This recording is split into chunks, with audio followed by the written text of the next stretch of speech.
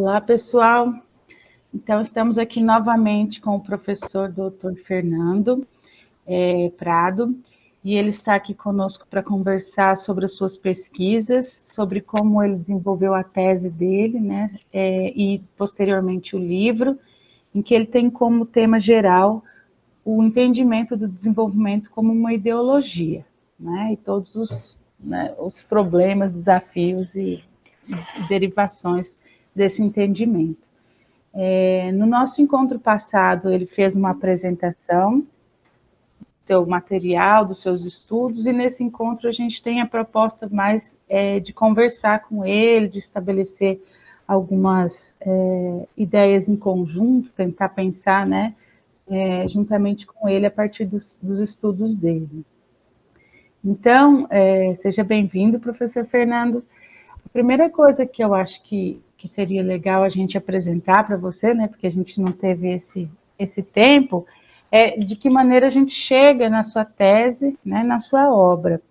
Então, nós somos um grupo de estudos, um grupo de pesquisa, e nós somos professores de uma sub-área, né, da CAPES, que a área é chamada Planejamento Regional, Planejamento Urbano, Regional e Demografia.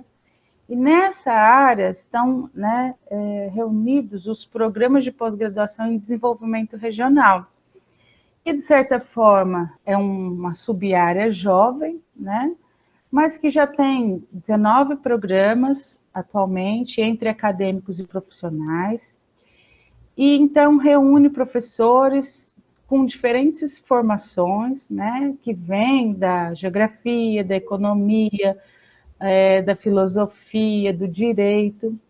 E tudo isso tem gerado na gente, em vários professores, né, um esforço de tentar entender mais profundamente o que é desenvolvimento, né, para tentar depois também derivar o pensamento sobre as adjetivações todas, né, o desenvolvimento sustentável, o desenvolvimento regional, no nosso caso, mais especificamente.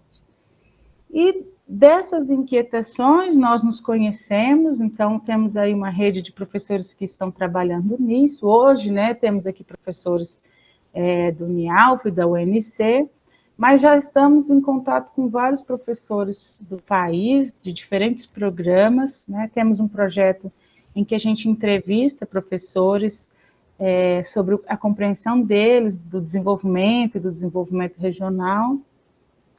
E aí, dentro dessas atividades que a gente tem no grupo de pesquisa, uma delas é ler juntos, né, e discutir trabalhos que estão pensando e tentando problematizar o conceito de desenvolvimento. Então, lemos lemos a sua tese juntos no ano passado, e desde então colocamos no nosso radar tentar encontrá-lo. E aí, a partir dessa busca, por você trazê-lo aqui para conversar conosco, né? Então, lemos também material do seu orientador, né, do professor que foi seu orientador, do Fiore, e temos aí desenvolvido alguns artigos, né, eventos e uma série de atividades em torno do debate sobre o desenvolvimento. Então, para nós é uma honra tê-lo aqui, né? A sua tese foi muito interessante para nós, os materiais, né, as propostas também do Fiore também são muito caras para nós. Então, eu acho que é isso. Aí eu passo a palavra para você agora e depois eu vou separar aqui as perguntas para fazer. Bom dia, bem-vindos. Olá, Cíntia, muitíssimo obrigado. Olá a todos também. Bom, primeiramente, comecei semana passada agradecendo, eu queria reforçar esse agradecimento, né, pelo convite, por proporcionar esse espaço de diálogo, de troca de ideias. Como eu comentei, eu acho que não consigo imaginar algo mais interessante, melhor, mais, né, importante para um escrito que ele seja lido coletivamente, que seja debatido, né, seja criticado, seja superado. Então, acho que me alegra muito que o trabalho, né, que foi feito, aquelas horas boom da cadeira, né, que a gente dedica, assim, para escrever um texto, escrever um material, tenha tido essa sorte, esse destino de estar sendo lido em coletivo, né? E como você colocou, Cintia, para mim também é importante, né, situar um pouco de onde veio o convite, como foi feito, dentro desse processo de leituras sobre desenvolvimento.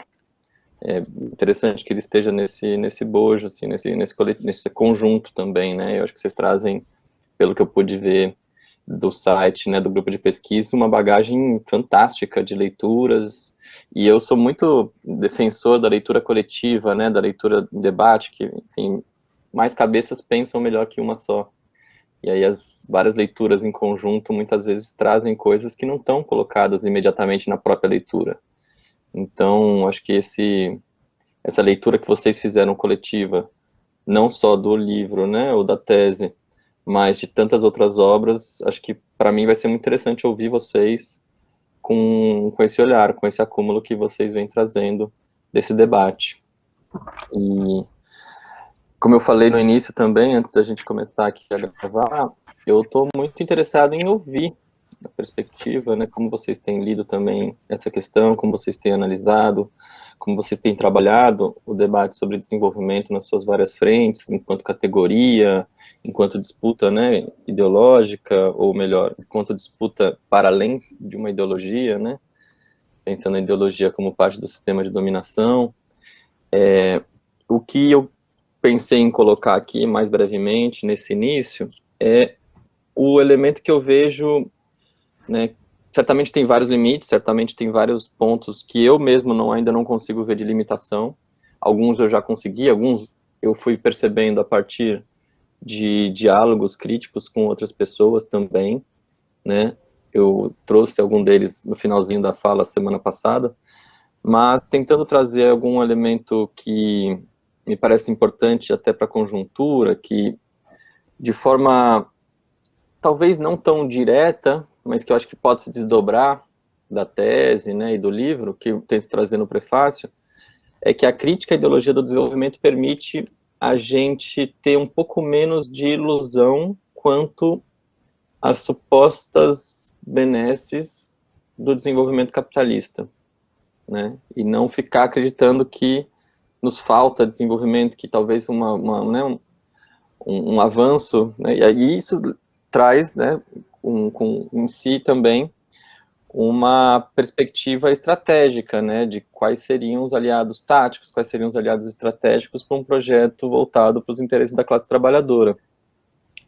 Historicamente, no Brasil, as estratégias que predominaram, né, no campo da esquerda com horizonte socialista, a estratégia democrático nacional e a estratégia democrático popular, elas passaram, né, na sua leitura de mundo, por uma identificação que às vezes é mais explícita, às vezes é menos explícita, mas uma identificação de uma insuficiência de desenvolvimento capitalista. Quem tem trabalhado isso também de forma bem legal é a Isabel Mansur, nesse livro aqui, Corda Bamba, o lulismo como metamorfose e realização da estratégia democrática popular, que é o quarto volume da coleção Revolução Brasileira da Insular, né, onde foi publicado a minha tese. Tem também a publicação daquele livro que eu trouxe aqui, né, a Estratégia Democrática Popular, um inventário crítico. Teve depois um livro sobre o Carlos Nelson Coutinho, que também foi parte da leitura de mundo que ele trouxe em relação à democracia, influenciou, né, informou muito a militância ali dos anos 80 para frente, né, a ideia de democracia como valor universal.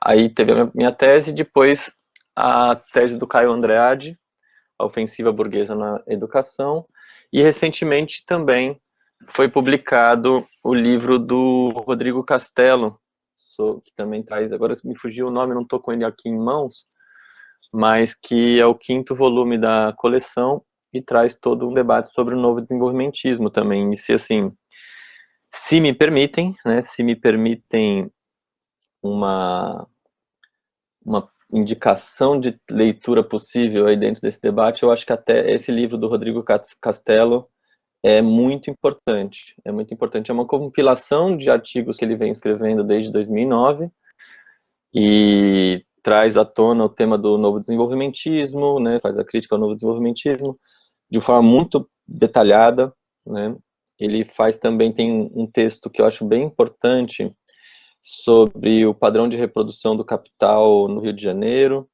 Tem um texto também que compõe esse livro, que vai mostrando como, dentro da formação dos quadros intelectuais, sobretudo do campo dos economistas, que foram forjando ali a leitura de mundo do PT nos anos 80 e 90, passa pela escola da Unicamp, e como que dentro disso está também imbuído uma leitura de mundo que, em última instância, é desenvolvimentista, né?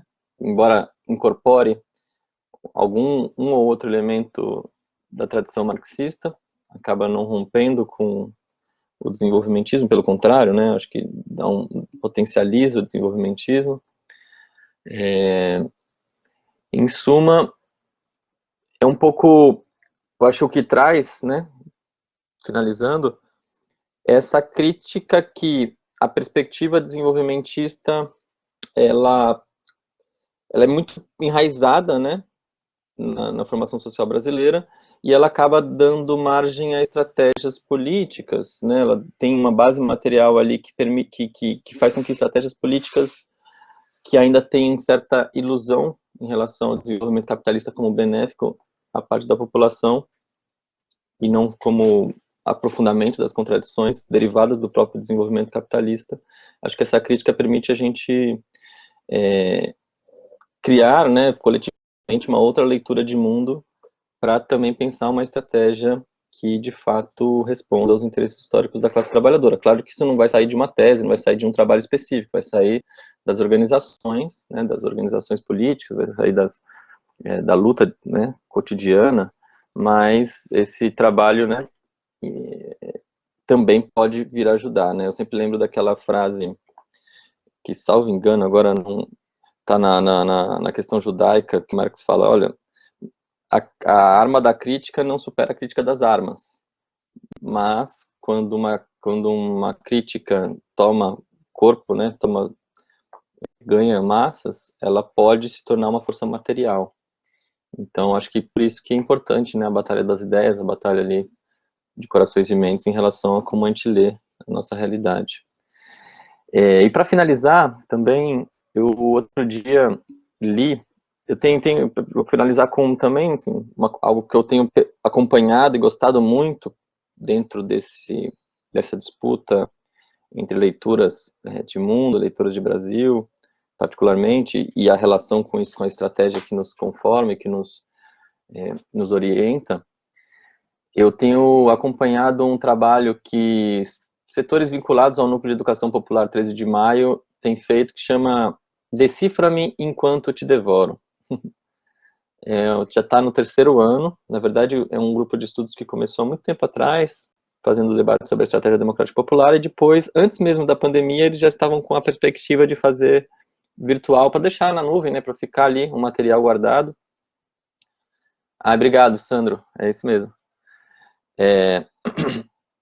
E eles têm feito já um trabalho de trazer pessoas, né, trazer referências para debater a conjuntura e debater leituras de mundo sobre o Brasil que informaram a estratégia democrática popular e na tentativa de superar.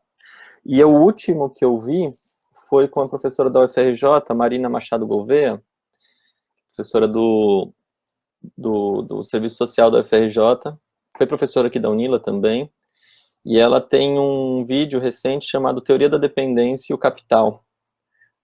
É um perfil que chama Decifra-me Enquanto Te Devoro, depois se quiserem dar uma olhada no YouTube. E aí, nesse vídeo, ela fala sobre as bases materiais do desenvolvimentismo, que é algo que eu não trato na tese, que ali ela aponta que me parece serem muito importantes da gente considerar também, né? O Brasil como um país de composição orgânica do capital intermediário, né? Existem, enfim, a gente olha para o centro e a gente vê faltas, né? Até, por exemplo, a gente vê o mapa da política em relação à não criminalização do aborto. É muito mais avançado no centro do que na periferia. E aí, várias estatísticas, né? Expectativa de vida, mortalidade infantil, acesso a determinadas medicações que, né, deveriam ser básicas, fome. Então, existe uma base material que faz com que a gente olhe para os países centrais e perceba, né, elementos de melhoria, de avanço, né, estou usando essas palavras de propósito, de progresso, e aí, por isso a gente, né, imagina que é possível chegar lá, naquele mesmo patamar. Só que isso acaba tendo em si uma espécie de nacionalismo metodológico que não percebe, né, a divisão internacional do trabalho, né, não percebe que é parte desse complexo do sistema internacional capitalista. Enfim, eu deixei aí algumas referências que para mim são importantes, mais recentes, né, sem contar as que foram importantes na formação, né, que eu trouxe aqui algumas, o Bolívar Echeverría, o Ludovico Silva, enfim, parte da tradição marxista latino-americana, e, claro, a teoria marxista da dependência. Mas aqui eu queria, nessa fala inicial, trazer também algumas referências que mais atualmente, assim, eu tenho dialogado, né, o livro do Castelo, as intervenções, os textos da Marina Gouveia, né, ela tem também outro trabalho que é bem legal, que é Além do Capital na Quarentena, mas sobre o que a gente está falando aqui, eu acho que esse último vídeo é bem importante, e pensar que, e tentar fazer essa ligação com a estratégia e com a conjuntura. Então era um pouco isso que eu queria trazer nessa fala inicial, mas também deixar para a gente ouvir, para eu ouvir mais vocês também, pensar como vocês têm lido essa questão. Câmbio. Muito obrigada, professor Fernando. Sandro? Bom, muito bem. Bom, professor Fernando, feito a contextualização aqui de como nós chegamos à sua tese, na medida em que fomos nos constituindo como um grupo que procurava, isso há uns 2 anos atrás, avançar na compreensão do que é isso que nós nomeamos como desenvolvimento. Inicialmente, a pergunta é bastante singela, né? O que é? O que é isso que a gente chama de desenvolvimento? E no decorrer desses estudos e dessas estratégias, evidentemente, a gente vai se dando conta de que o desenvolvimento talvez se apresente muito mais como uma ideologia, e no âmbito, digamos, mais filosófico, talvez aqui vinculado, sobretudo, ao pensamento de Giorgio Agamben, que é um filósofo e jurista italiano, venho pensando também o desenvolvimento como um dispositivo, como um dispositivo que captura os indivíduos, numa sociedade individualizada, cada vez mais individualizada, ele captura os indivíduos e promove ele promove um modo de subjetivação necessário à reprodução da lógica do capital, e na medida em que produz uma lógica de subjetivação, ele também dessubjetiva. Ele vai dessubjetivando o sujeito histórico, ele vai dessubjetivando o sujeito enquanto alguém que se considera partícipe do debate político, do debate em torno dos bens públicos e da garantia de um espaço público. Então, nesse caso, o desenvolvimento como um dispositivo, aquilo que dispõe que captura os indivíduos e os subjetiva numa esfera de plena produção, de pleno consumo, numa esfera de crença de que amanhã as coisas serão diferentes, de que falta apenas mais um detalhe, né? De que falta apenas mais um ajuste, de que falta apenas mais uma legislação para que nós possamos nos desenvolver. Ou, o que é muito comum nos nossos dias, de que falta apenas mais um combate à corrupção, da corrupção política, considerando que a corrupção, nessa ideologia, ela é sempre responsabilidade da política, na medida em que se esconde, na medida em que se nega a compreensão de que a corrupção é sempre privada sobre aquilo que é público, né? Então, é um pouco nessa direção também que venho pensando a relação entre, junto aqui com a Cíntia, né, e talvez mais diretamente com o Jairo, aliás, com a professora Cíntia e com o professor Jairo, o desenvolvimento como um dispositivo, né? E poderíamos aqui, então, dizer como um dispositivo no interior da lógica do capital. E desdobrando, né, esse argumento de considerar também o dispositivo, o desenvolvimento como um dispositivo que flerta diretamente com o fascismo. Considerando aqui que o fascismo é sempre uma estratégia, é sempre essa estratégia do capital, que diante dos avanços sociais, diante do avanço de direitos individuais, de direitos sociais, necessariamente dispara o gatilho do fascismo. Então, quando nós olhamos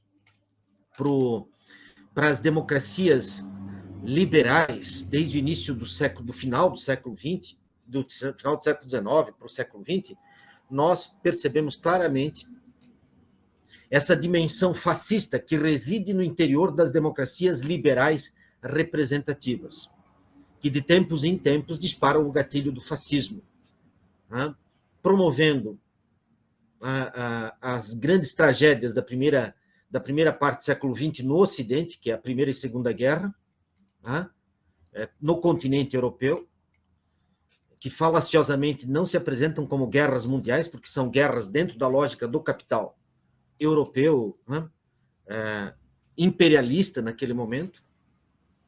E nos países periféricos, como o Brasil, América Latina e parte da África, nós vamos ver recorrentemente o fascismo sendo colocado em jogo na desestabilização das instituições, na derrocada da organização dos trabalhadores, né?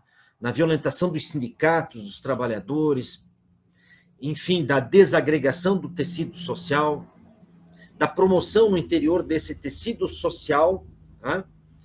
De uma guerra civil intestina entre os próprios trabalhadores. Isso são práticas do fascismo.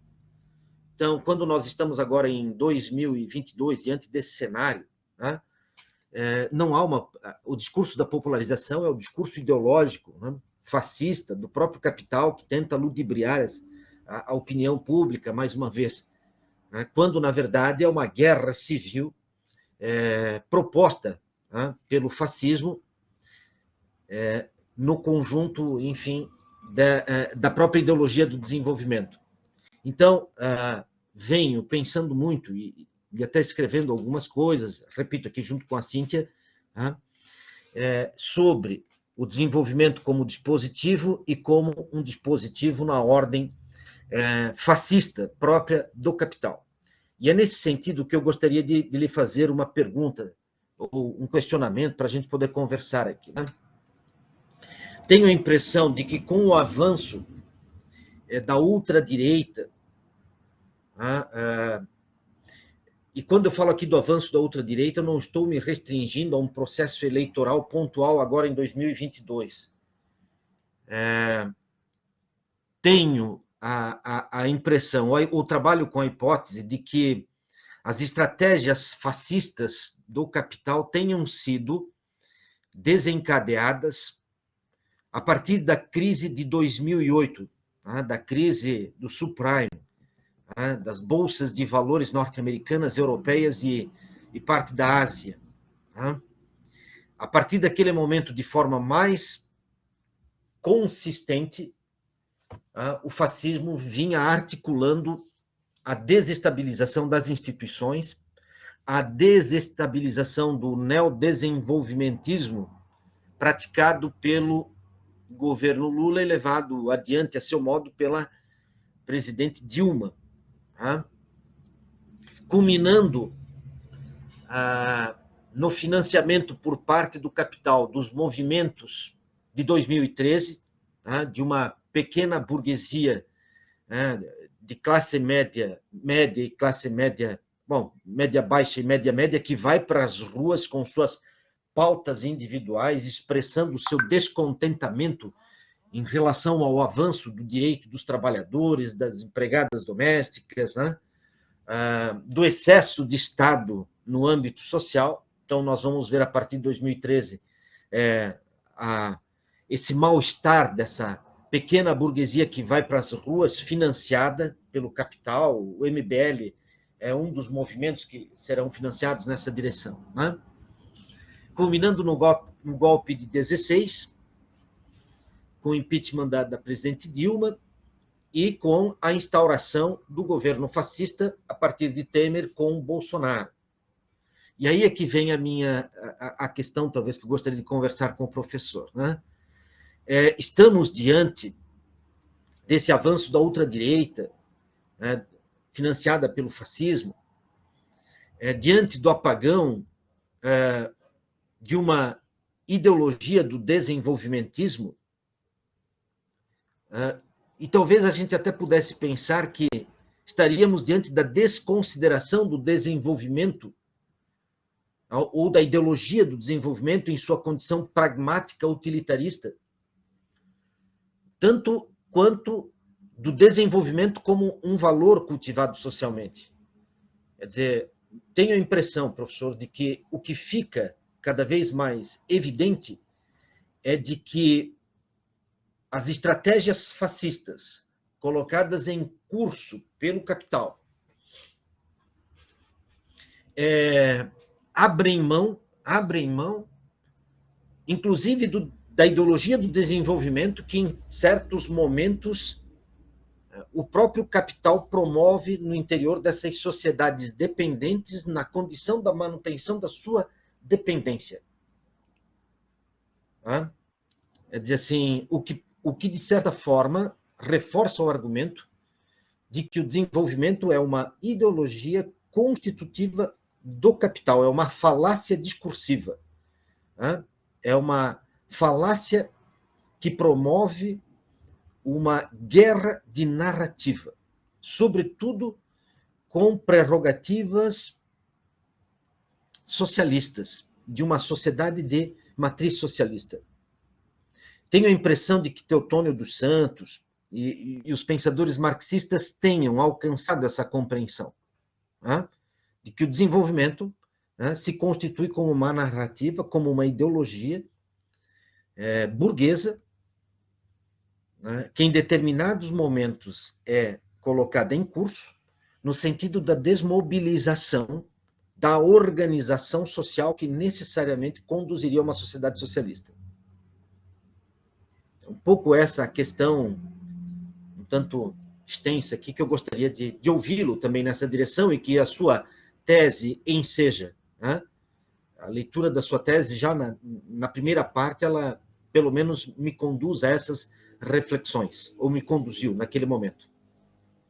Ok. Devolvo a palavra. Obrigado, Sandro, pelas reflexões. Assim, fui tentando anotar aqui tudo, porque, como eu comentei, assim, acho que nessa troca aqui a gente vai criando as faíscas que, se não agora, né, imediatamente, mas depois a gente pode também seguir trabalhando. A partir ali das últimas colocações, né, em relação a que estaríamos diante de um apagão da ideologia do desenvolvimento, tendo em vista esse avanço da ultradireita, ou a desconsideração dessa ideologia como necessária para desmobilizar, eu tenho bastante acordo, né? Ou seja, desenvolvimento como ideologia burguesa, que em determinados momentos foi colocado em curso para a desmobilização de uma perspectiva socialista. Na medida em que essa perspectiva socialista ela perde força, essa ideologia também tende a se tornar mais desnecessária, né? Não tão importante, não tão necessária para disputar aí o horizonte de futuro. Então, nesse sentido, eu tenho total acordo. Acho que é algo que a gente precisa, inclusive, trabalhar mais nesse sentido, mostrar como... O que acontece? Eu acho que, tentando fazer uma reflexão a partir do que você trouxe, que aqui pensando dois caminhos de reflexão. O primeiro é tentar separar, ou melhor, tentar precisar um pouco mais a relação entre liberalismo e desenvolvimentismo, né? Acho que existe num debate comum, sobretudo dentro do campo da economia, né, heterodoxos versus ortodoxos, keynesianos versus neoliberais, como se houvesse uma distinção entre liberais e desenvolvimentistas, como se eles não fossem parte de um mesmo processo, como se o desenvolvimentismo não fosse também parte do liberalismo. Eu acho que isso é um primeiro aspecto que a gente tem que apontar e colocar em debate e não cair nessa suposta separação, né, entre liberalismo e desenvolvimentismo. Mostrar que o desenvolvimentismo é um braço do liberalismo. É um braço do liberalismo quando lhe é necessário, ou quando algumas frações do capital, né, conseguem galgar mais espaços de poder e necessitam de uma política mais desenvolvimentista, né, para poder ali ganhar postos dentro do bloco de poder. Mas acho que um aspecto é esse. E o segundo aspecto que eu fiquei pensando é também mostrar, tentar revelar que o desenvolvimentismo, embora possa ser taticamente importante dentro de um projeto socialista, no sentido de que é melhor, obviamente, ter um nível de emprego mais alto do que o nível de emprego que, né, historicamente, as políticas neoliberais acabam gerando, né, ou pelo menos empregos com um pouco mais de estabilidade. Por isso, né, uma política desenvolvimentista que, por exemplo, possa aumentar um pouco da máquina pública, um pouco dos serviços públicos, aí fazer contratações, né? E políticas neodesenvolvimentistas, por exemplo, que a gente pega ali o nível de desemprego em 2014, estava baixíssimo, né?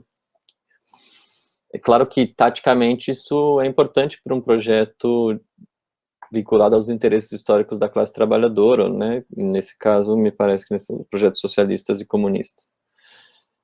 Acontece que eu acho que é importante no processo formativo, dentro das organizações, deixar evidente que esse não é o nosso projeto. Nosso, eu digo, desde uma perspectiva comunista. Que é um projeto da burguesia, de setores da burguesia, que pode nos ser útil, mas que não é o nosso projeto estratégico.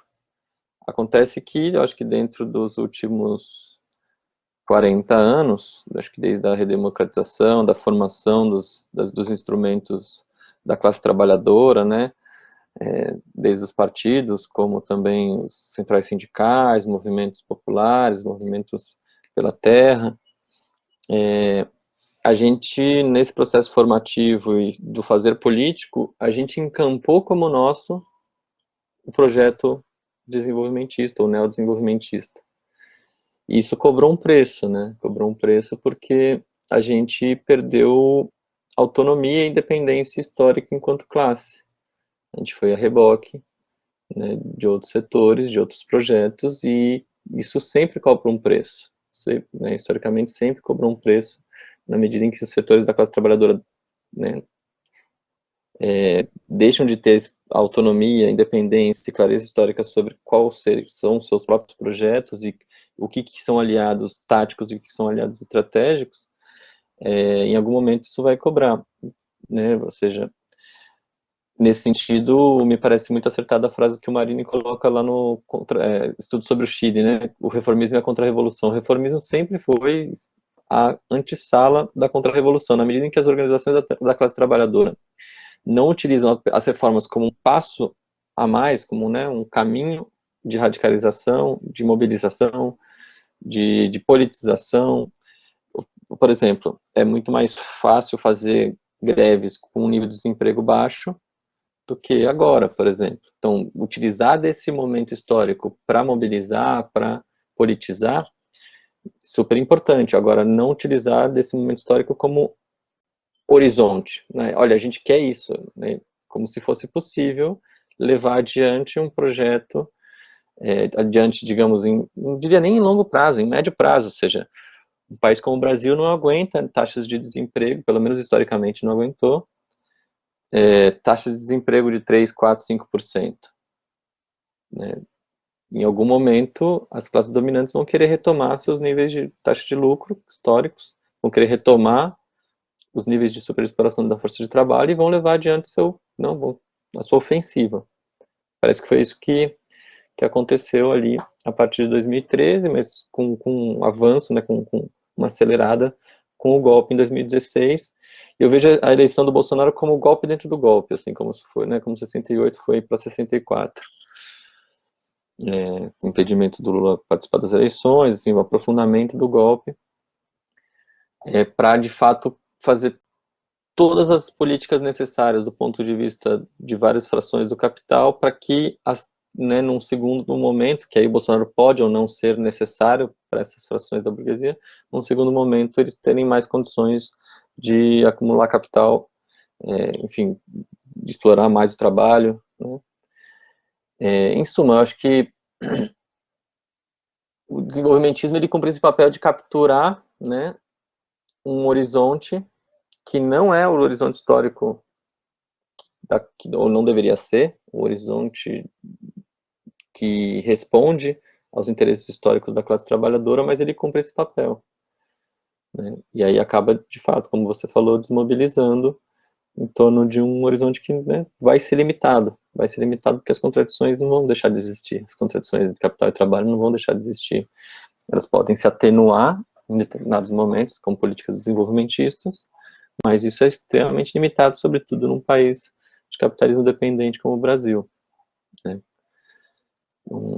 Faria essas considerações, né? Primeiro, só para sintetizar, a vinculação entre liberalismo e desenvolvimentismo. Segundo, a vinculação entre desenvolvimentismo e horizonte estratégico. Bom, perfeitamente, professor Fernando. É muito interessante a sua leitura, porque ela vem de encontro, sobretudo quando associa liberalismo e desenvolvimento, desenvolvimentismo. Eu me lembro aqui da tese do Domenico Lossurdo, né, do filósofo marxista italiano, né, que faz uma leitura do liberalismo a contrapelo. Né? Quer dizer, o fascismo, essa prática do capital, ela é inerente ao liberalismo. Né? A liberdade propalada pelo liberalismo é a liberdade do capital em explorar o trabalho. Né?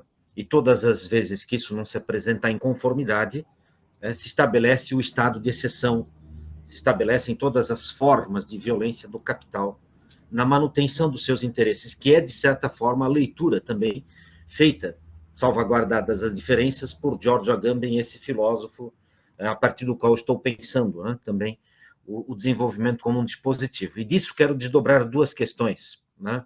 A primeira delas, que advém também da leitura da sua tese, e a partir de uma contribuição da professora Cíntia, de uma passagem de um dos livros do Fiore, em que ele afirma de que a teoria da dependência marxista talvez não, tenha sido a última grande escola de pensamento que tenha pensado profundamente as contradições latino-americanas, do desenvolvimento latino-americano. Gostaria de ouvi-lo nessa direção, porque ainda hoje a gente vive com o discurso cepalino, né, como um discurso muito forte nessa direção, e talvez como a grande escola, né, do desenvolvimento, na medida em que me parece que os cepalinos estão muito mais para o liberalismo, né, ou uma interpretação liberal do desenvolvimento, do que qualquer outra coisa. Né? E quero desdobrar uma segunda questão. Como é que você vê, por exemplo, as pesquisas, a agenda de pesquisa, e eu estou aqui falando especificamente do âmbito acadêmico, mais especificamente ainda de uma sub-área da CAPES, chamada de Desenvolvimento Regional pós-anos 90. Né? Essa agenda, ela poderia ser caracterizada, sei lá, como uma agenda que debate o desenvolvimento a partir da lógica neoliberal por excelência, ou há,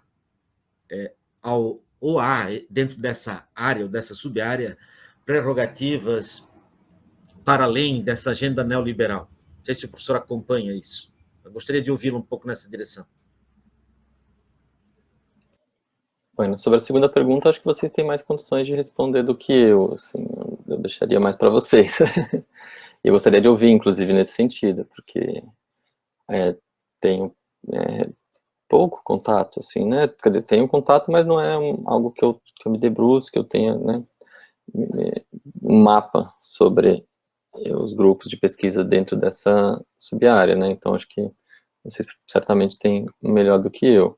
Mas, assim, arriscaria somente a dizer que, como somos frutos do nosso tempo, sempre, né, inexorável isso, e como dos anos, eu acho que até começa ali no final dos anos 70, inclusive, depois eu faço o gancho, em parte como desdobramento das críticas ao desenvolvimentismo que foram elaboradas pela teoria marxista da dependência, né, começa ali nos anos 70, tal, mas também nos anos 90 e anos 2000, há um aumento, sobretudo já nos anos 2000, com o avanço das lutas populares e, sobretudo, dos povos originários, um avanço, né, de uma perspectiva que algumas se titulam, né, pós-desenvolvimentistas, que circulam, inclusive, dentro da academia estadunidense, ou também dentro das lutas populares aqui já na América Latina, a perspectiva do Buen Vivir, que faz a crítica ao desenvolvimentismo também, ou a crítica que é bem forte na Argentina em relação ao extrativismo, né, que dialoga também com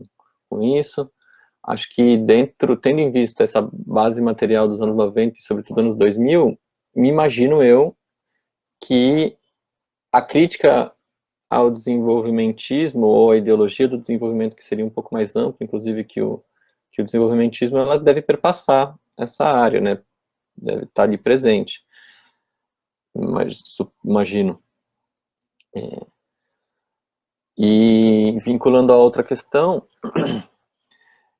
eu tenho um diálogo interessante, assim, que a gente foi com o Fiore, né, sobre como ler esse período onde praticamente todo mundo falou de dependência, né, ali dos anos 70.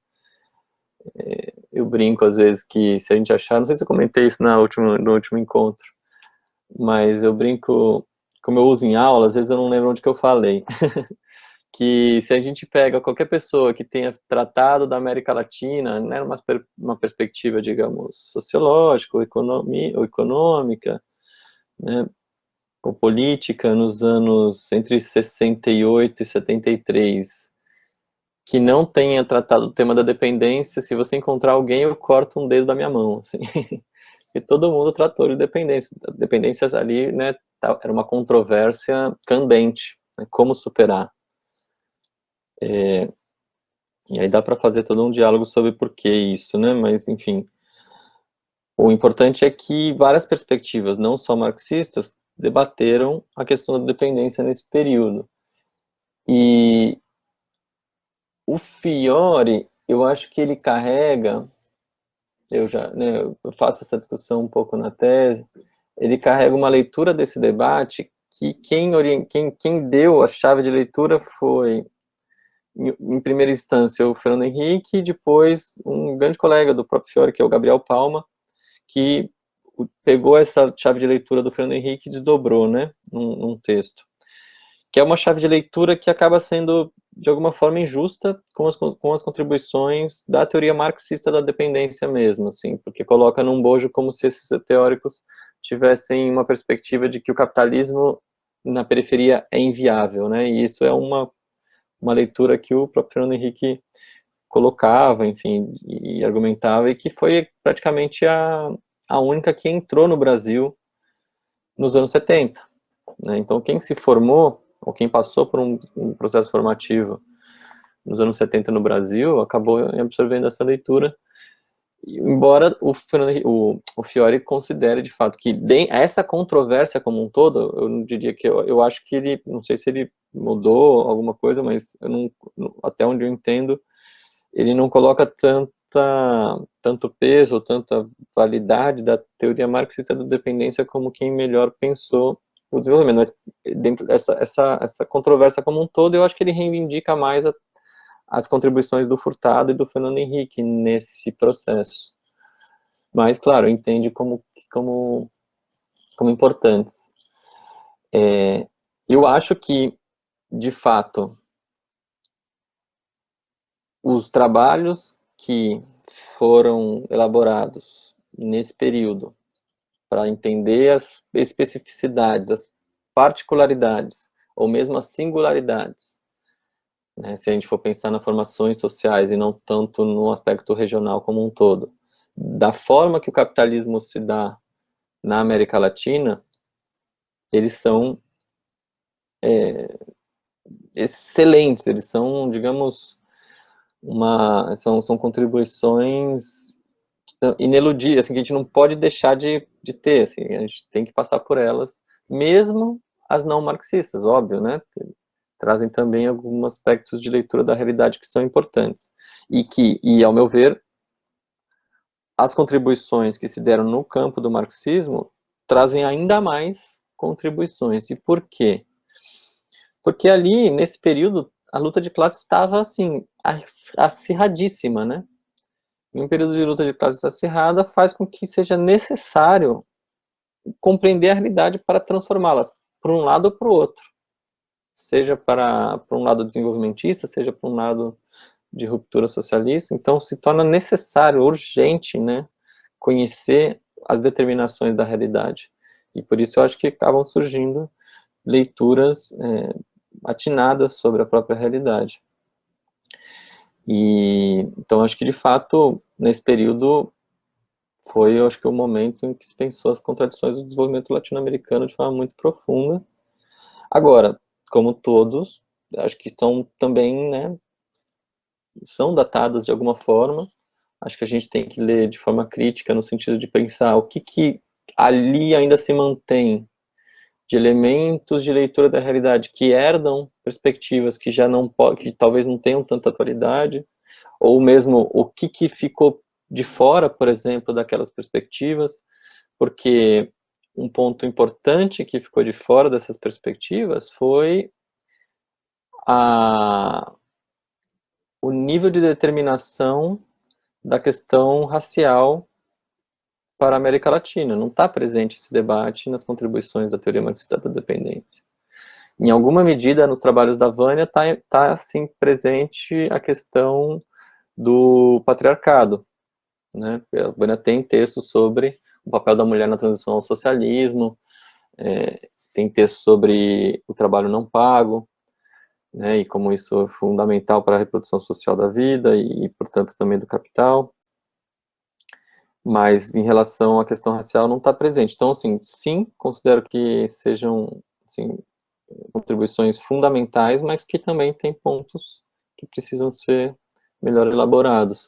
E, de fato, embora tenham feito críticas, acho que demolidoras, né, à perspectiva cepalina, no sentido de entender internamente a explicação cepalina e superá-la em todos os seus aspectos, políticos, teóricos, o cepalismo continua, né, muito forte por ser uma ideologia também dominante, né, também que busca manter, em última instância, e aprofundar o desenvolvimento capitalista, com outras perspectivas em relação ao liberalismo, digamos, mais explícito, mas ainda assim dentro do campo do liberalismo. Que aí, nesse sentido, eu acho que até reforço a indicação, né, do texto do vídeo da Marina Gouveia, que ela vai falar muito sobre, né, essa base material do desenvolvimentismo, ou no caso do cepalismo.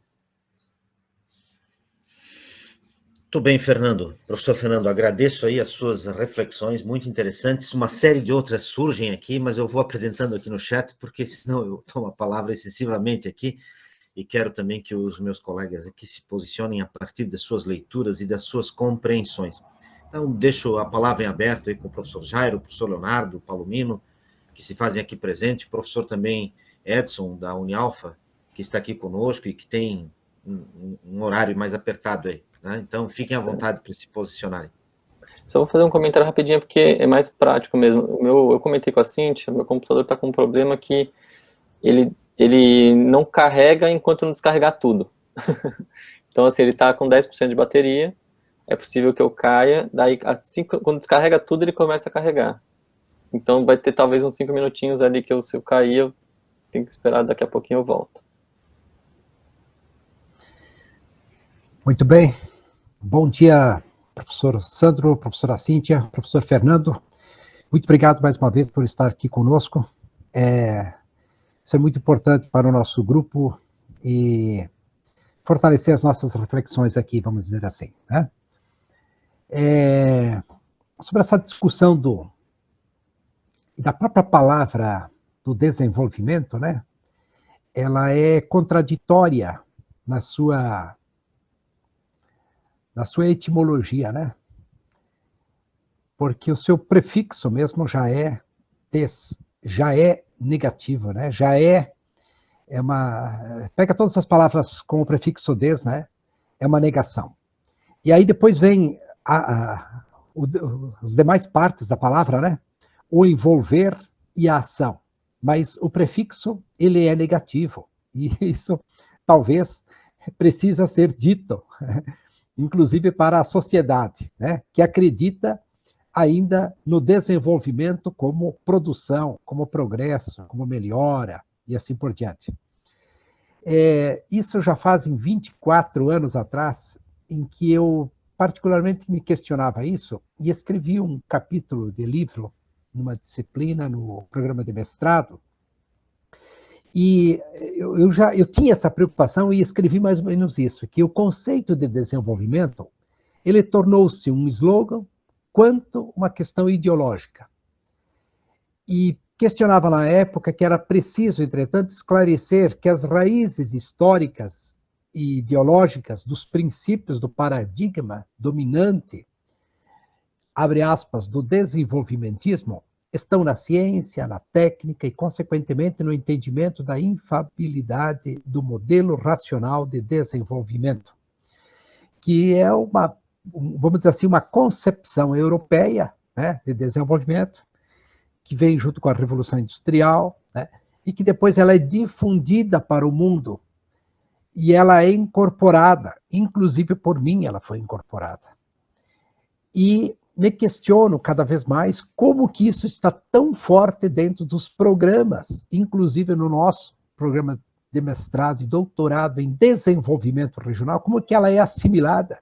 E como que esse conceito, essa ideologia, ela é tão muito bem incorporada, assumida e vista como algo, opa, esse é o programa, né? Esse é o desenvolvimento, mas muito associada ao econômico, né? Então, isso é muito forte. E essa desconstrução teórica e conceitual, né, ideológica que nós temos, eu acho que ela precisa ser fortalecida sistematicamente, né? E, inclusive, dita de que este modelo, este conceito e essa ideologia é insustentável sob vários aspectos, mas um deles, no meu entendimento, ambiental, né? Não tem ambiente suficiente, né? Não tem bens naturais suficientes para qualquer movimento de desenvolvimento e, inclusive, mensurado numericamente, né? Então, faço uma reflexão nesta direção, e no meu entendimento nós temos uma função social muito grande de desmistificar isso, e ao mesmo tempo, no meu entendimento, de popularizar isso. Não basta nos círculos acadêmicos, mas é preciso apresentar isso para a sociedade, dizer de que este modelo, essa ideologia e esse desenvolvimento é insustentável sob vários aspectos, inclusive ambientais. Mas o professor Fernando apresentou na semana passada e eu gostaria de ter mais clareza, se isso é possível também.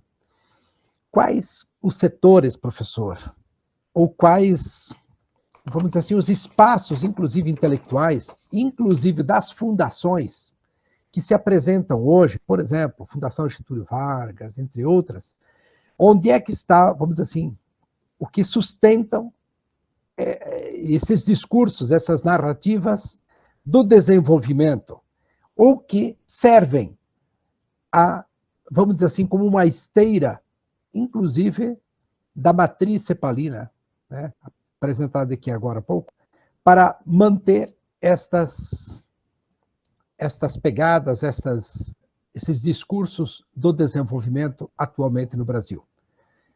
Talvez isso pode ser tão trivial, mas eu acho que isso, vamos dizer assim, isso possa me ajudar. Aqui congelou a imagem, professor Fernando. Eu tinha notado aqui a questão do Jairo, mas eu perdi, o arquivo voltou sem salvar.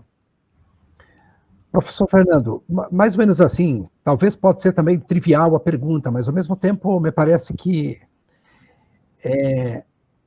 no entendimento do professor, quais hoje são os setores, as organizações, as fundações, vamos dizer assim, né, que sustentam ou ajudam ou contribuem para manter esse discurso, inclusive numa visão cepalina do desenvolvimento. Né? Claro que isso está dentro dos nossos próprios programas, né, de pós-graduação e na graduação, e está por aí na sociedade, mas vamos dizer assim, tem os que pensam também e o que sustentam com maior intensidade teórica, inclusive, né? Na concepção do professor. Bom, eu acho que faltaria, no meu caso, assim, um estudo mais específico para a atualidade. Acho que nos últimos 6, 7 anos eu deixei de acompanhar um pouco esses aparelhos privados de hegemonia que vinculam, né, que tentam manter e aprofundar a ideologia do desenvolvimento. Eu perdi um pouco essa pista. Mas você citou, eu lembro a própria FGV, com certeza, né? Ali passou, eu não sei se ainda está atuando lá, mas é uma figura importante nesse sentido, que é o Luiz Carlos Bresser Pereira. Mas eu acredito que um espaço talvez muito importante é o Instituto de Economia da Unicamp e da UFRJ também. Eu leio, né, o Programa de Economia Política Internacional, do qual o Fiore faz parte, que foi coordenador durante muito tempo, né, e é, digamos, um dos principais mentores ali dessa linha de análise. Eu acho que ali também se sustenta, embora o próprio Fiore tenha críticas ao novo desenvolvimentismo, eu acho que a perspectiva que ali se desdobra é, digamos, um desenvolvimentismo turbinado, eu brinco assim, um desenvolvimentismo com leituras, né, com uma incorporação de questões da geopolítica que são fundamentais, mas se mantém ainda ali presente uma perspectiva de que um horizonte estratégico a ser alcançado é que o Brasil precisa se tornar um Brasil potência, né, um Brasil que se consiga se colocar dentro do sistema interestatal de forma mais soberana, isso sem nenhum tipo de ruptura com a estrutura de poder econômico. Pode até existir uma ruptura de estrutura de poder político relativo, assim, né? Mas não se propõe, não existe uma perspectiva ali na qual se percebe, e eu acho que essa perspectiva historicamente tem mais cientificidade, acho que ela é mais correta, de que é necessário um processo revolucionário mesmo para que as estruturas de poder se transformem de tal forma para que de fato possa haver um grau, um nível maior de soberania, por exemplo, ou de projeto nacional. O que eu acho que existe ali uma perspectiva de um nacionalismo desenvolvimentista, ou um desenvolvimentismo com mais nacionalismo, mas que não deixa de ser desenvolvimentista também, né? E Então, penso assim nesses núcleos, digamos, de formação. E tem formado muita gente. Que mais? Teve a formação de uma rede desenvolvimentista, né, em 2014, 2015, mas eu não sei se isso, como é que está hoje, o que tem feito. Enfim, de fato, já eu perdi um pouco a pista, assim, hoje em dia. Quem me parece que segue bastante mais de perto esses aparelhos privados de hegemonia, ou públicos também, é o Rodrigo Castelo. Ele faz essa análise assim um pouco mais pormenorizada. Tá. Agradecido. E o IPEA, por exemplo, professor? IPEA, claro, super, cumpre um papel importante. Bem lembrado. Porque ao mesmo tempo que produzem dados e informações interessantes, né, também é uma esteira, vamos dizer assim, né, de reprodução dessa lógica, né? Sim, bem lembrado. Claro, muito obrigado. E devolvo a palavra, professor, para outros questionamentos e intervenções. Eu vi aqui a pergunta do Sandro, não sei se eu posso comentá-la. Reconhecendo a importância das pautas identitárias, faz necessário considerar que as mesmas parecem se inscrever no interior das narrativas liberais do capital como forma de esvaziar, fragmentar o universalismo que inscreve a contradição. Então, Sandro, eu colocaria de uma forma bem diferente essa questão.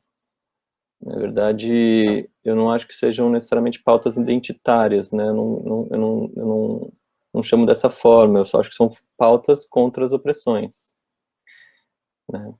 De gênero e de raça, que podem tomar um aspecto identitarista, dependendo, né, do nível de liberalismo que exista, né, predominante ou não. Mas assim como as pautas sindicais, que diríamos estaria dentro da contradição fundamental, também existe uma hegemonia liberal, né?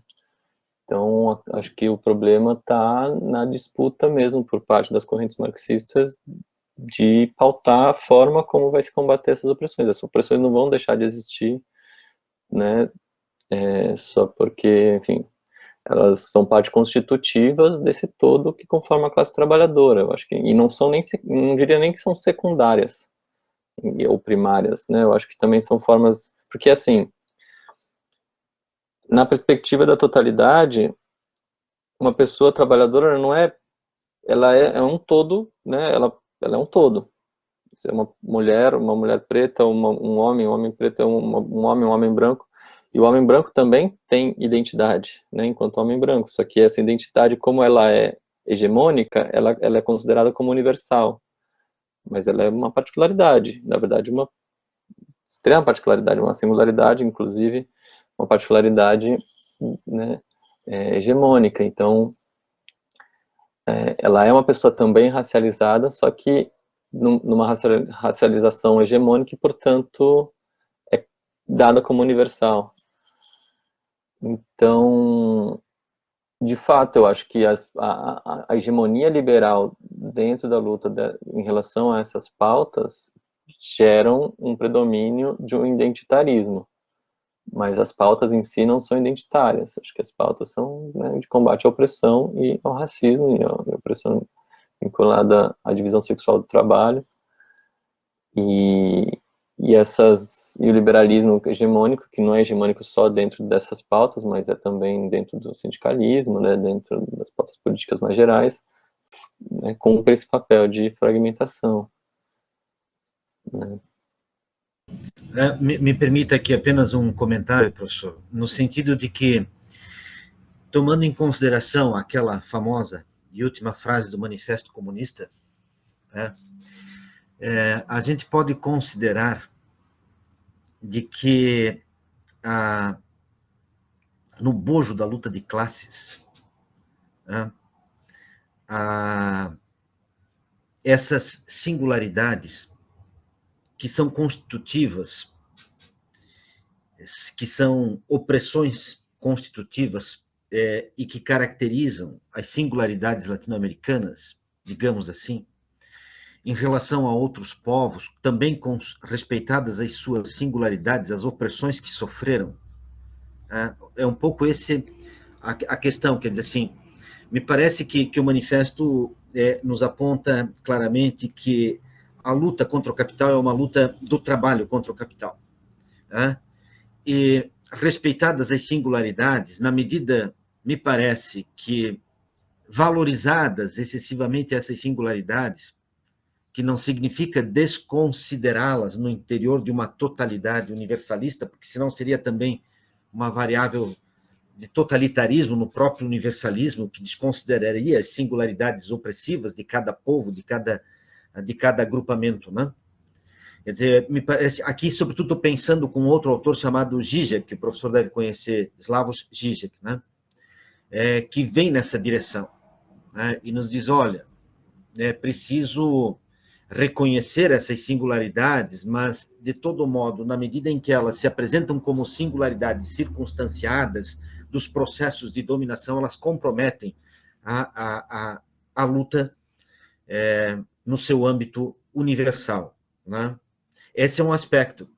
E aí, me chama a atenção na sua tese também exatamente uma passagem em que o professor me parece que vem nessa direção e nos diz assim, olha, não faz sentido o debate do desenvolvimento nacional na medida em que ele é apenas uma variável ideológica do próprio capital, na medida em que aposta no nacionalismo. E junto com o nacionalismo, evidentemente, nós já o nacionalismo enseja necessariamente o racismo, né? Enseja necessariamente a xenofobia, enseja necessariamente uma teoria da justificação, inclusive das opressões que são constitutivas, né? Por exemplo, da sociedade brasileira. Então, em algum momento na sua tese, vem essa reflexão, né? Quer dizer, mesmo o debate do desenvolvimento nacional é um momento da ideologia do desenvolvimento do capital, né? Porque retira novamente essa condição da universalidade dos povos dependentes, dos povos subalternos, dos povos submetidos a todas as formas de violência nas suas singularidades, né? Um pouco nessa direção, a reflexão. Entendo, mas é que eu particularmente acho que todo debate sobre, por exemplo, nacionalismo, ele precisa ser histórica e geograficamente situado, né? Como o nacionalismo é uma ideologia fortíssima, eu acho difícil a gente falar dele em termos gerais, né? E trazer percepções que possam ser generalizadas para qualquer espaço-tempo. Onde eu quero chegar? Existe, eu acho, uma possibilidade do nacionalismo cumprir um papel revolucionário no sentido socialista e comunista, a depender de como, onde, em que momento histórico ele é mobilizado, certo? Cumpriu certamente um papel fundamental na Revolução Cubana, cumpriu um papel fundamental na Revolução Chinesa, cumpriu um papel fundamental na Revolução Vietnamita. Agora, me parece que no Brasil, na formação social brasileira, considerando o Brasil como um país de composição intermediária do capital, né, composição orgânica do capital intermediária, considerando o aspecto subimperialista do Brasil, me parece que o nacionalismo nessas bandas, ele cumpre um papel histórico muito mais difícil, quase que impossível, eu diria, de ser disputado num sentido revolucionário. Eu acho que o nacionalismo no Brasil ele tem um desdobramento chauvinista, assim, quase que imediato. Mas não é necessariamente o caso do Paraguai, da Bolívia, do Haiti, ou mesmo do México, que é um país de composição orgânica do capital intermediária, mas que tem ali os Estados Unidos na sua, né, no cangote. Então, eu acho que tem que ser sempre situado, né? Não diria assim que ele enseja necessariamente o racismo, o xenofobismo, as opressões constitutivas. Não me parece que necessariamente daria para generalizar, né? E em outros aspectos, né, trazendo aqui a importante central frase que fecha o manifesto. E eu acho que também, mais uma vez, eu acho que para combater toda ideologia é preciso situar o que a gente está trabalhando sempre na história, né? E eu não me parece que, por exemplo, dependendo de como, em que momento histórico, em que processo de luta se reivindica, por exemplo, uma particularidade de uma constituição, de uma formação social, ou de um setor da classe trabalhadora, e essa defesa, né, ou essa luta em torno de uma particularidade, ela pode cumprir um papel de desdobrar uma luta universalizante, né? Ela não precisa necessariamente ficar adscrita à sua particularidade. Isso vai depender de como que a gente consegue disputar isso. Pense, por exemplo, as Panteras Negras nos Estados Unidos. Era uma luta, né, um setor da sociedade que estava organizado em torno da pauta da luta antirracista. Só que eu fazia desde um ponto de vista marxista-leninista, ampliando, conseguindo fazer o debate e mobilizar setores da classe trabalhadora muito para além apenas do povo preto estadunidense. Mas fazia a luta a partir dessa particularidade. E o racismo, em particular, né, especificamente, eu acho que não é necessariamente uma particularidade de determinadas formações sociais. Eu não consigo imaginar, até onde eu conheço, não existe um país capitalista que não tenha o racismo como constitutivo dentro do processo de exploração do capital. Então, o racismo em particular, né, especificamente, eu acho que é uma característica universal do capitalismo, e não necessariamente particular de determinadas formações sociais, né? Bueno, por aí, assim, eu faria uma reflexão. Sandro, eu acho que o professor Leonardo pediu a palavra, e aí na fila, acho que estou eu. Tem mais alguém?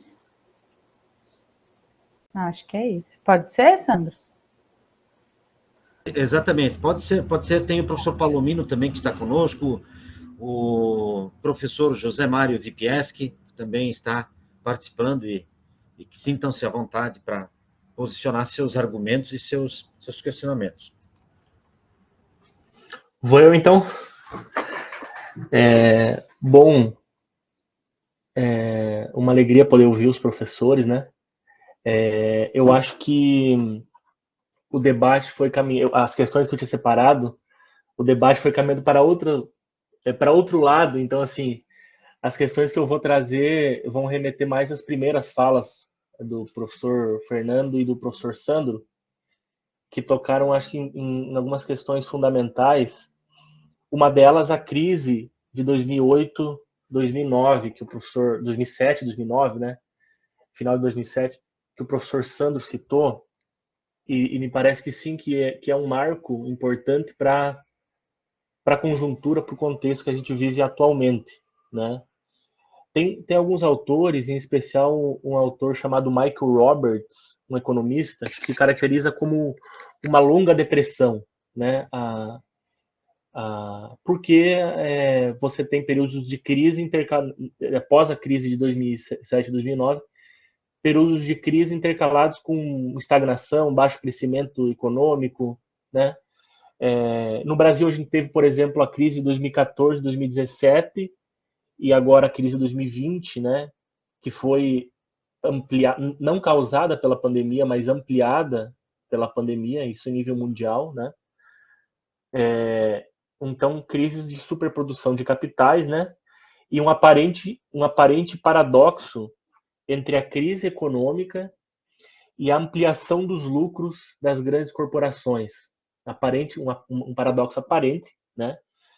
Mas que, na verdade, demonstra um avanço do imperialismo em nível mundial, com as fusões, concentração de capital, centralização e concentração de capital.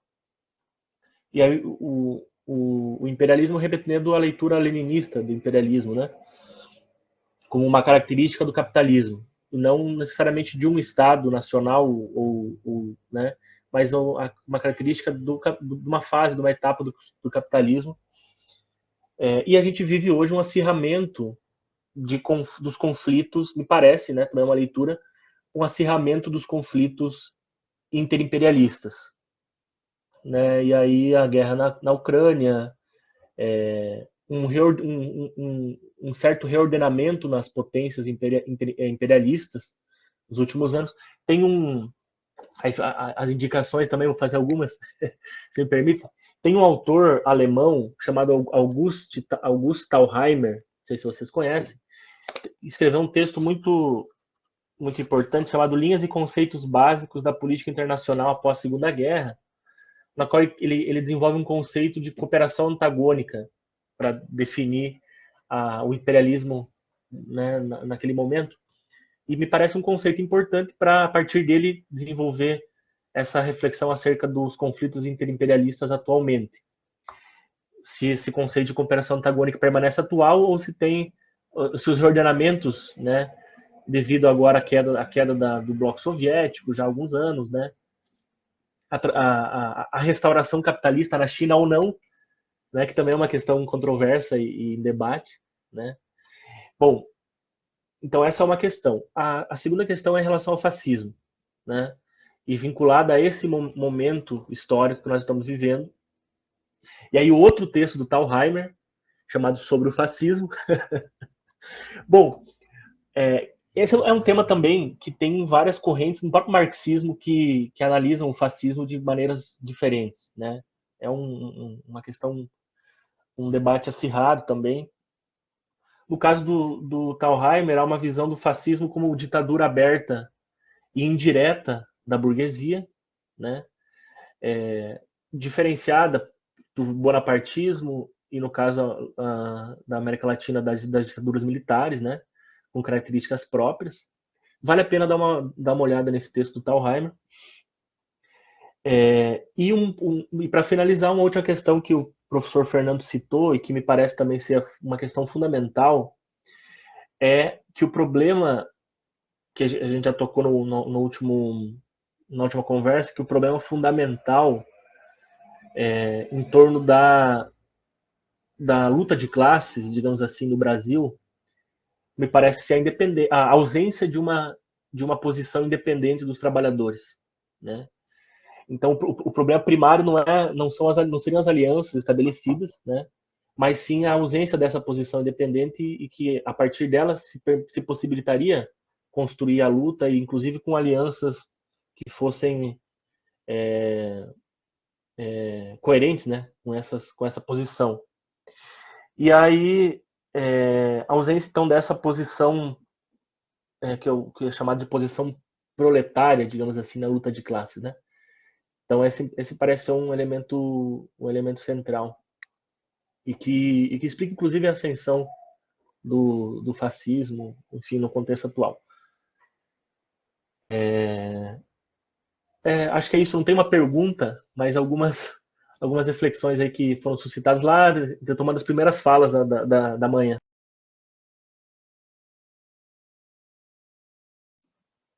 Eu também só queria reforçar a importância do Thalheimer, assim, o primeiro texto que você citou sobre a cooperação antagônica eu li há um tempão. Quando eu vi pela primeira vez, né, essa categoria utilizada pelo Marini, ele cita em Subdesenvolvimento e Revolução, Thalheimer, né, eu fui atrás, e aí depois o Centro Victor Meyer fez um trabalho bem legal, né, de recuperar e de publicar, isso nos anos 2010, 2012, então foi bem bacana, assim, retomar. O Sobre o Fascismo eu tenho aqui, e eu não li ainda, mas agora que você trouxe à tona, eu vou pegar para ler.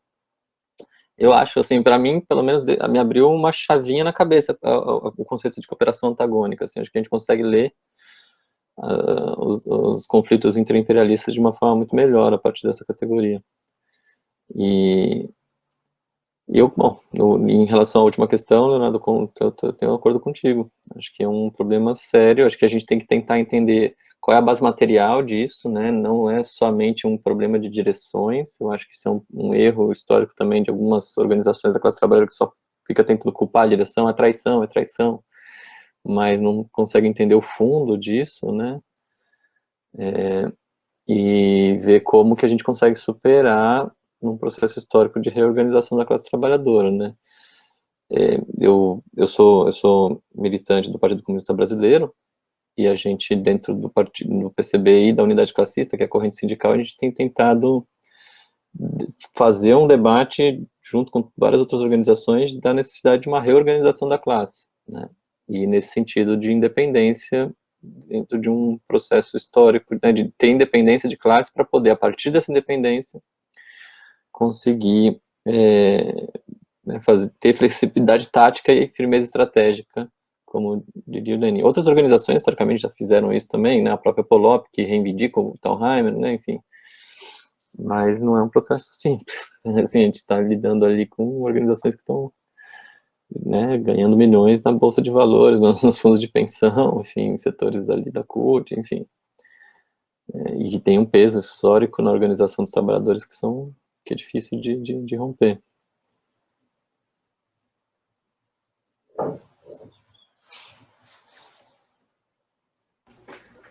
Obrigado, professor.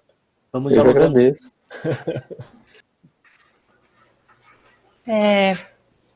Posso falar agora? Então, beleza. Fernando, eu também vou voltar lá atrás. Acho que são muitas frentes, né, da discussão sobre o desenvolvimento.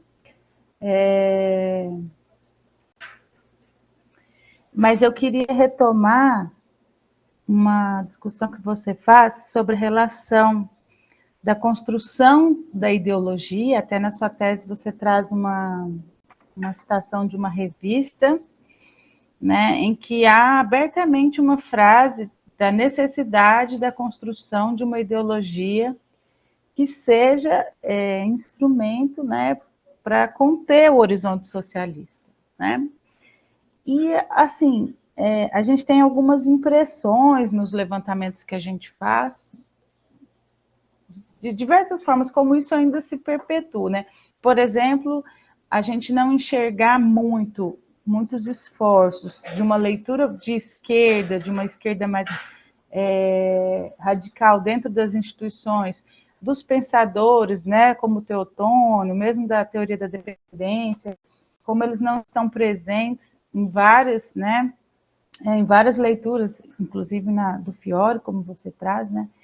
Isso tudo parece que ainda se reflete ainda hoje, né, nas instituições do próprio Rangel, né, do Floresta Fernandes, muitas leituras que nós não fazemos quando a gente vai discutir desenvolvimento. Então, do ponto de vista dessa sub-área, isso é uma das coisas que a gente está percebendo, né, um reforço e um constante leituras sempre citadas do seu estado, que ainda, talvez por essa sub-área ser jovem, né, essas críticas pesadas a CEPAL, por exemplo, a gente não consegue acompanhar dessa sub, né? Isso também parece ser um ponto de pesquisa sobre como é que o desenvolvimento está sendo pesquisado e, né, no país. Mas voltando lá à União Soviética, eu queria ouvir um pouco mais, se possível, dentro do seu entendimento, se você enxerga, né, o desenvolvimento como uma ideologia e como uma contra-ideologia à planificação.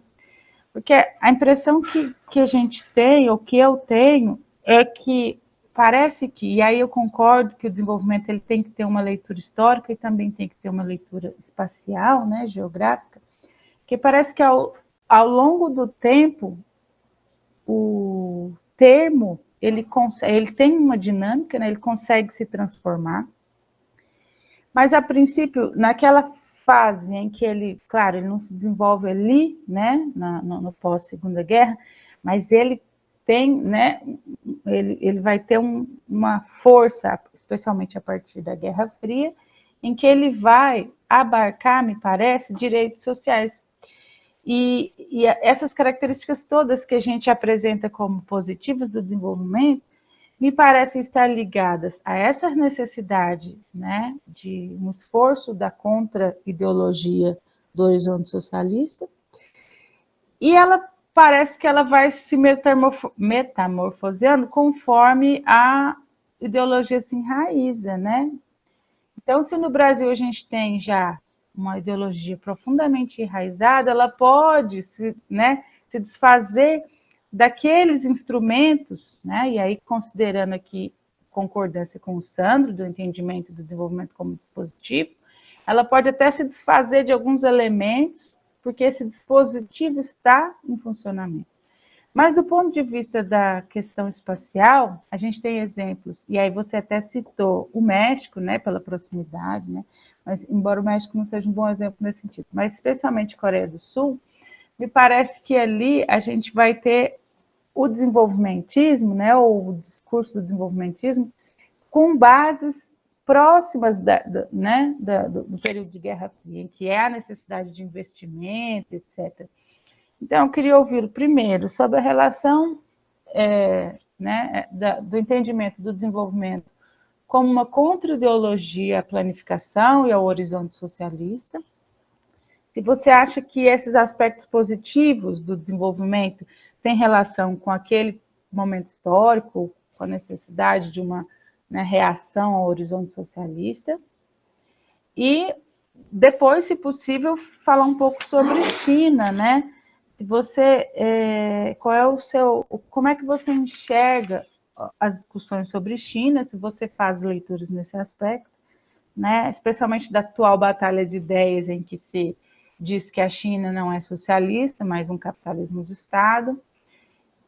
Se isso não seria também, não poderia ser enxergado também como uma estratégia, de ao invés de você combater, né, o horizonte socialista, você chamá-lo de desenvolvimento também e equipará-lo às formas de organização, da formação socioeconômica dos países capitalistas.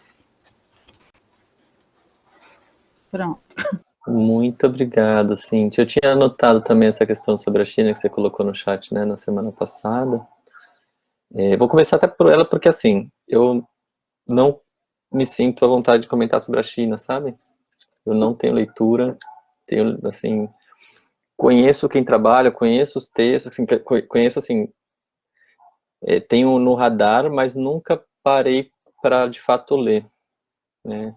O Elias Jabor, a Valéria Ribeiro, tem uma galera na FRJ que tem estudado China também, né, no próprio programa de Economia Política Internacional, mas eu não tenho essa leitura, e como é um tema extremamente complexo, né, que envolve, enfim, várias determinações geopolíticas, da própria das relações de trabalho internas, os projetos quinquenais, enfim, a planificação, controle estatal da propriedade, eu realmente não tenho cancha para comentar, sabe? Eu sempre fico, já me perguntaram um pouco sobre isso e eu realmente, assim, eu falaria, eu entraria num senso comum, então eu acho que não é o caso aqui, né? E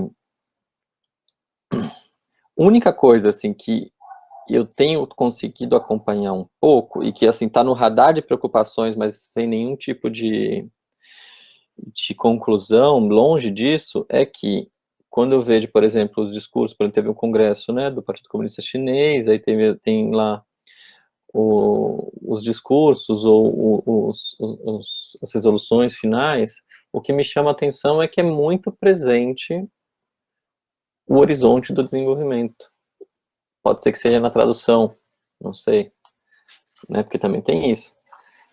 Tem também esse aspecto, né, mas é muito presente a perspectiva do desenvolvimento enquanto um horizonte a ser alcançado, né? E aí cabe um debate sobre isso, não, mas não é o desenvolvimento capitalista, é o desenvolvimento com planificação, com controle estatal, né? Enfim, um socialismo de mercado, enfim. Mas é isso, então, assim, tudo isso para dizer, não sei. E eu gostaria de ouvir se alguém tem, né, não sei, Cíntia, se tiver também aí uma leitura sobre isso e quiser compartilhar, eu adoraria escutar. Em relação ao desenvolvimento como contra-ideologia e planificação, eu acho que eu tenho acordo. Inclusive, é curioso, me veio à cabeça agora que o ILPS, né, o Instituto Latino-Americano de Planejamento Econômico e Social, que era um braço da CEPAL, foi, né, criado precisamente para pensar políticas de desenvolvimento mais turbinadas em relação ao que a CEPAL vinha trabalhando, né? Foi ali onde o Fernando Henrique Cardoso e o Enzo Faletti escreveram Desenvolvimento e Dependência na América Latina. Então, um organismo que nasce como um braço desse processo de criação da ideologia do desenvolvimento que foi a CEPAL, né? Ela precisou criar um subbraço, que foi um Instituto de Planejamento, precisamente para manter e continuar aprofundando esse horizonte, essa ideologia do desenvolvimento em combate à perspectiva da planificação. Naquele período foi criado em 67, né?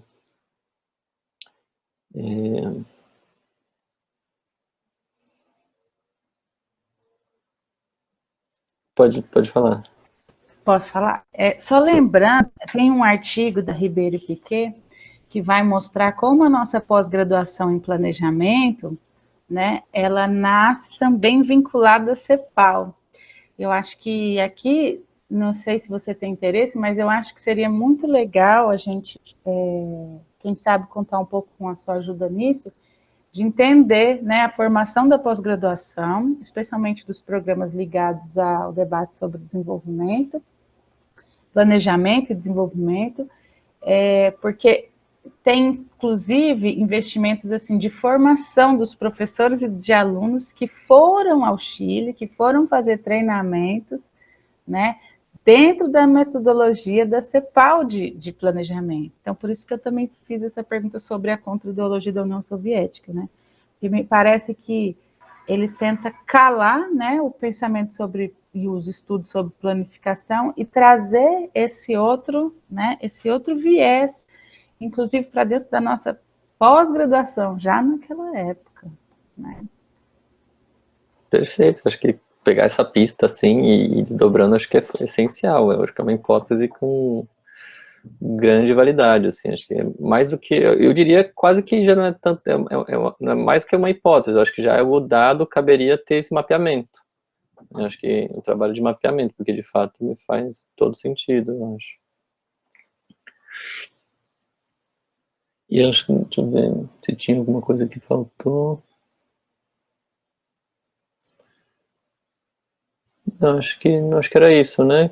Das questões que você colocou, assim, se faltou alguma para eu comentar, que de fato de China eu não vou adentrar, mas sobre o papel aí do discurso do planejamento em contraposição à planificação e à planificação socialista, né? Eu acho que faz todo sentido. Se você também tiver indicação de leitura, porque na primeira fala você fez, eu acho que você, eu até anotei, você fala, deixa eu ver, Gustavo Estevam, e aí... Sim, o Gustavo Esteva não, ele não trabalha tanto com isso não. O Gustavo Esteva tem um artigo dentro de um livrinho chamado O Dicionário do Desenvolvimento, está aqui. Deixa eu ver rapidinho uma coisa.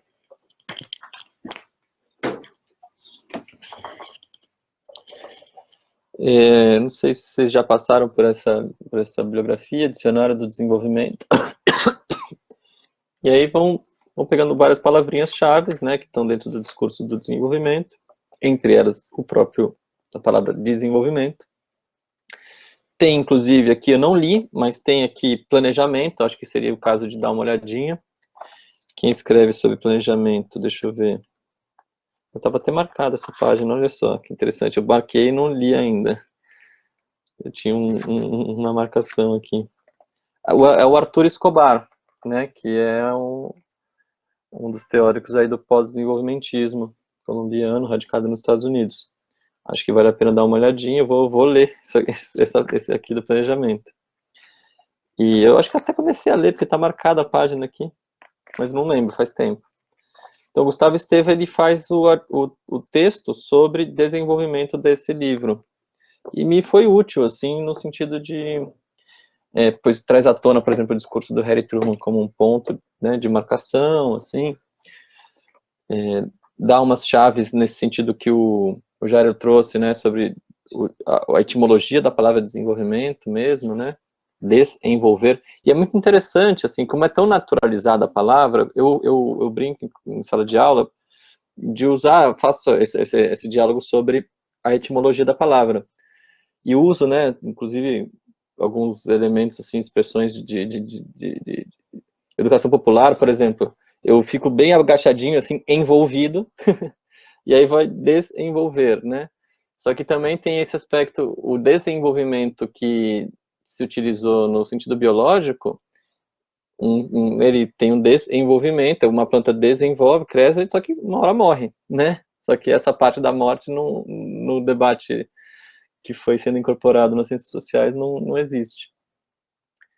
E também fazer a crítica a que a gente, né, tenha que se desenvolver, porque é muito próximo do liberalismo, no sentido do indivíduo como, né, como a sociedade como somatória de indivíduos, né? Já não mais envolvidos dentro de uma teia social. Bom, não sei, a partir, pensando alto aqui com vocês. E só um comentáriozinho aqui, até agora que eu vi o horário, eu vou ter que sair umas 10 para as 11, agora que eu me dei conta. Foi tão produtivo, assim, tão bacana, assim, ouvir e pensar junto que eu me perdi um pouco no horário. Tenho um compromisso às 11. Mas ainda dá para a gente dialogar um pouquinho mais, queria ouvir mais. Acho que eu tenho o professor Palomino aí, que gostaria de se posicionar. Professor Palomino, fique à vontade. Muito obrigado, professor Sandro. Ao Fernando também, meus agradecimentos pelas colocações. E aos demais colegas também que se manifestaram. Eu só queria saber um pouco mais em quanto ao contexto regional daqui da América Latina. O papel do CEPAL parece transcendente, mas eu gostaria, para efeitos de ter também um mapeamento do funcionamento econômico da região, mas lá pelos anos 90, ou talvez 1990, se não me engano, houve aquele Fórum de São Paulo que determinou uma importante congregação de partidos políticos de esquerda, basicamente. E isso talvez marca mundialmente uma das associações políticas mais grandes do mundo, em termos internacionais. E hoje, com a configuração dos presidentes que vão se colocando nos governos, e provavelmente no Brasil, com Lula, segundo indicam os últimos resultados, e que dificilmente esse cenário cambiará, uns pontos a mais, uns pontos a menos, mas me parece, minha humilde opinião, que será Lula. Que nos depara, né? Como será essa volta novamente a um governo mais produtivo em termos econômicos e culturais e educacionais para as classes menos favorecidas, digamos, né? Mais humildes, se se quer também. Qual é a opinião do Fernando com relação a tudo que a gente vê em desenvolvimento, do que houve, do que haverá? A gente sabe que o desenvolvimento se estuda, e isso ficou muito claro hoje, depois dos conceitos dos colegas, do próprio Fernando, enquanto um contexto histórico, a uma cultura posicionada geograficamente. Qual seria teu comentário referente a isso, né? Como será? Será que esse Foro de São Paulo está tendo um efeito de 30 anos, mais ou menos, a hoje, que nos deparará em termos de desenvolvimento para o Brasil? Fernando, muito obrigado de antemão. Agradeço, Palomino, também. Olha, deixa eu tentar organizar aqui um pouco as ideias, em pouquíssimo tempo também. Bom, na verdade, eu não vou tentar responder tanto assim o que haverá, o que o futuro nos deixará, assim. Eu acho que, me parece que a gente entra num processo, se tudo der certo, né, de derrotar o Bolsonaro nas urnas, a gente vai precisar derrotá-lo, o bolsonarismo nas ruas, né? E aí isso vai exigir um grau de organização, um grau de mobilização popular, que as próprias alianças que a chapa, né, a coligação que o Lula fez dificultará. Então a gente vai ter quer dizer, vai dificultar um pouco menos do que se ganha o Bolsonaro, mas vai dificultar também, ou seja, então acho que o processo é perceber que é um processo, é um projeto que certamente, não há sombra de dúvidas, eu acho que quem tiver essa dúvida, enfim, precisa ter diálogo, né, se não for necessariamente um fascista, né, mas que não há dúvidas de que é um projeto melhor do que o projeto representado pelo Bolsonaro, e, portanto, né, faremos, né, me parece, de tudo para que, de fato, seja vitorioso aí no segundo turno, mas sem a ilusão de que seja um projeto nosso, né, aquilo que o Leonardo tinha comentado em relação à independência de classe. E aí eu acho que, e aí fazendo a relação com o Fórum de São Paulo, eu acho que um estudo que pode ser interessante, que pode render frutos, é fazer uma leitura conjunta de todas as declarações das reuniões dos fóruns de São Paulo para ver como vai mudando as perspectivas de aliança, o horizonte estratégico. Eu fiz a leitura do encontro de 2017, que aconteceu em Manágua. E o projeto que está ali presente é um projeto desenvolvimentista. É um projeto de conciliação, né, com alguns setores das classes dominantes em prol de um desenvolvimento econômico capitalista um pouco mais harmônico e distributivo, que pode acontecer, que pode ser efetivo, mas que ele é limitado, né, em relação aos interesses estratégicos. Então, eu não sei como seria, eu teria que ver, acho que seria interessante fazer esse trabalho de leitura desde o início, né, do fórum para hoje, ver como que foi se alterando as perspectivas de aliança e perspectivas estratégicas desse espaço. Certo. Realmente é uma trajetória aí a ser analisada. Realmente, esse horizonte utópico que até o Fernando coloca na tesis, pues sempre será motivo de especulações, né? Mas hoje o Brasil dependerá do que aconteça no final do mês, dependerá muitas coisas. Mas eu concordo, talvez o projeto de Lula tem mais consistência, não sendo perfeito, mas tem mais consistência que do Bolsonaro. E sem dúvida, derrotar o bolsonarismo nas ruas, não sei, não, é uma coisa também difícil, né? Porque isso está como a ideia de Deus, né? De uma crença que é difícil a discussão. É até violenta, me parece. Mas muito obrigado, Fernando. Muito obrigado. Eu que agradeço. E, povo, infelizmente, assim, com dor no coração, porque eu acho que daria para passar mais umas 2 horas aqui papeando. Vou precisar me despedir. Obrigada, Fernando. Muito obrigada mesmo pelo seu tempo, sua disponibilidade. E espero que a gente possa conversar em outras oportunidades. Eu estou bem animada a conversar também sobre uma análise da universidade, até porque você foi para uma universidade que é uma proposta diferente, né? Mas eu acho que valeria a pena, se você tiver disponibilidade, a gente ainda pode conversar um pouco mais sobre dentro da universidade. Perfeito. Eu lembrei de um livro que, assim, que acho que dialoga um pouco com essa preocupação, que é o Colapso do Figurino Francês. É um ensaio, né? Um ensaio, que é o ensaio do Nildorix. E como um ensaio, assim, ele é meio desigual, é um livro que tem pontos altos, pontos baixos, mas tem algumas boas ideias-chaves, assim, que podem ser trabalhadas depois. Também, até para a gente conhecer, a gente está acompanhando pelas redes do IELA, mas eu vou dar sossego para você, mas depois, se você puder, a gente vai te fazer umas perguntas no WhatsApp. Tá joia, maravilha, adorei, Cíntia, obrigado mesmo pelo convite, obrigado por ter aberto esse espaço.